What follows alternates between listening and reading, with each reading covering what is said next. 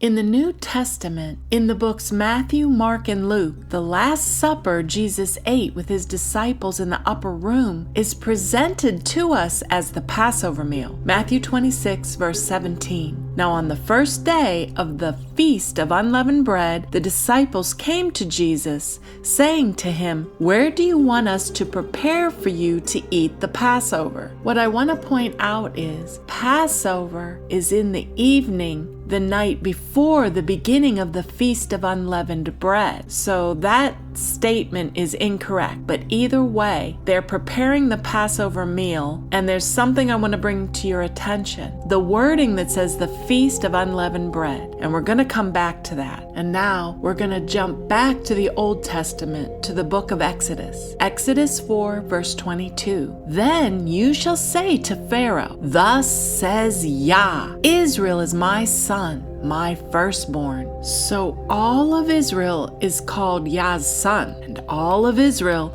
is called YAH's firstborn. Now let's go back to the New Testament. Luke 2, verse 7. And she brought forth her firstborn son, and wrapped him in swaddling clothes, and laid him in a manger. So Mary brought forth her firstborn son. This verse did not say that Mary brought forth YAH's firstborn son. No, Mary's firstborn. So now let's go back to the Exodus and see what YAH says about keeping Passover. Exodus 12, verse 8. Then they shall eat the flesh of the lamb on that night, roasted in fire, with unleavened bread, and with bitter herbs they shall eat it. Exodus 12, verse 15. 7 days you shall eat unleavened bread. On the first day you shall remove leaven from your houses. For whosoever eats leavened bread from the first day until the 7th day, that person shall be cut off from Israel.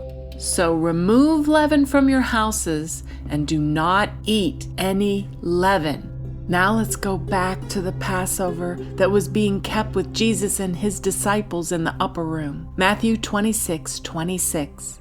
And as they were eating, Jesus took bread, blessed and broke it, and gave it to the disciples and said, "Take, eat, this is my body." So Jesus took the bread and said this was his body. And that word for bread in the Greek is the word artos. And artos is a general word used for bread. But in the Greek, there is a specific word for unleavened bread. And that word is azimos. And that word is used in Matthew 26, verse 17 for the day of the Feast of Unleavened Bread. But the bread that Jesus said is his body is not unleavened bread. It's the word artos. Now let's jump back to the Exodus. Exodus 12, verse 7.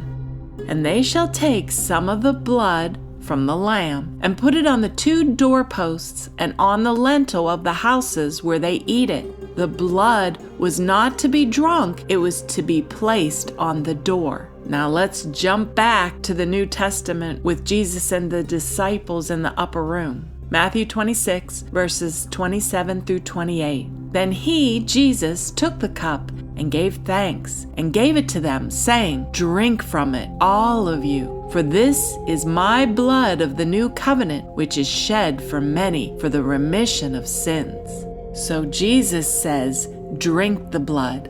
Now let's jump back to the Old Testament to see what YAH says about drinking blood. Leviticus 17, verses 10 through 12. And whatever man of the house of Israel or of the strangers who dwell among you who eats any blood, I will set my face against that person who eats blood, and will cut him off from among his people. For the life of the flesh is in the blood, and I have given it to you upon the altar to make atonement for your souls. Therefore I said to the children of Israel, no one among you shall eat blood, nor shall any stranger who dwells among you eat blood. So did you catch that? YAH said to the children of Israel, or aka his firstborn son, none of you shall eat blood.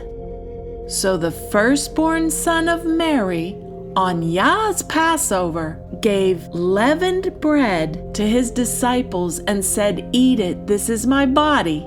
And he gave his disciples drink and said this was his blood to drink it. And let me remind you what YAH says. If anyone does not eat unleavened bread with bitter herbs and keep the feast of unleavened bread and remove the leaven from their houses, they will be cut off from Israel. And let me also remind you that anyone who drinks blood will also be cut off from Israel. And that YAH will set his face against anyone who eats blood. Think about the severity of this. When people gather themselves in the Christian church and partake in communion and eat the flesh of Jesus or Yeshua and drink the blood of Jesus or Yeshua, YAH literally sets his face against them, meaning he removes his presence, his favor, and his attention from that person. YAH himself is turning against them, and he cuts you off from his chosen people. You no longer belong to YAH, and you no longer are counted among YAH's people. So, who is YAH's firstborn son? Israel or Mary's Jesus? Ezekiel 20, verse 11. And I gave them my statutes and showed them my judgments, which if a man does, he shall live by them. So the Son who is YAH's is the one who walks in his commands.